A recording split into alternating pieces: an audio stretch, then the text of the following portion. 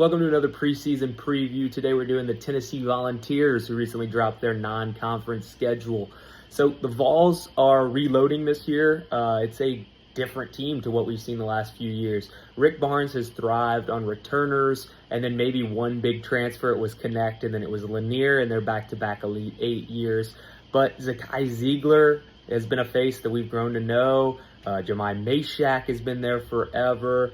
You know, they've lost these guys that are kind of key to that Tennessee identity that we've seen for so many years. So without ZZ, without Chaz, without Dalton Connect, you know, what is Tennessee? And that's kind of the question that we're going to have to see this year. They brought in Nate Ament, who's a top 10 recruit out of that freshman class, which is an elite recruit by Rick Barnes, who is still eating off Kevin Durant. Ament is a similar type player. So, you know, I think he saw that and wanted to give Rick Barnes a shot, knew Rick Barnes could do something for Nate Ament. So that's why Nate Ament chose Tennessee, or why he said he did anyway. And the Vols brought in a pretty good transfer class too. You know, they brought in Jacoby Gillespie, they brought in Jalen Carey, they brought in Amari Abram. It's going to be a different looking Vols team to what we've seen, but that doesn't mean they're not going to be good. Now, I don't expect them to be another Elite 8 team. I just don't think that they have the elite scorers to get there.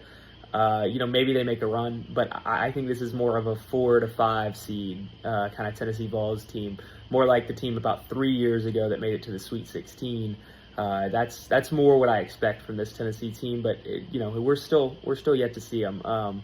They're always going to play hard. They're always going to play good defense. That is a Rick Barnes identity, and that's going to be there this year. They also brought in some guys off the bench that I like, a couple freshmen. They brought in a guy from Paris.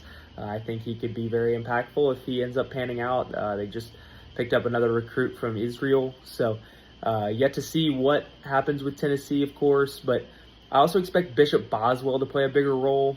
He's a big-time recruit last year that didn't get to play.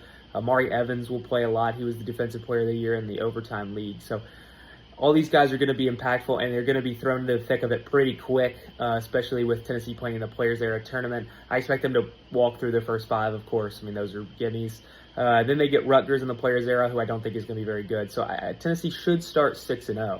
But then they get Houston, which is going to be a really tough test. I don't think they're going to be able to beat Houston. I think that's going to be maybe the best team in the country. And then we'll see what happens at third Players Era. Then they go to Syracuse. They're going to be better than Syracuse. Syracuse not going to be great. But then they get Illinois and Louisville. I think Illinois and Louisville are both better than Tennessee. So Tennessee could be going into SEC play with 3 losses, maybe 4. So it's going to be an interesting one for the Vols. It's a rebound year. It's going to be a different looking Tennessee Vol team. But let's see what they've got this year. See what Rick Barnes is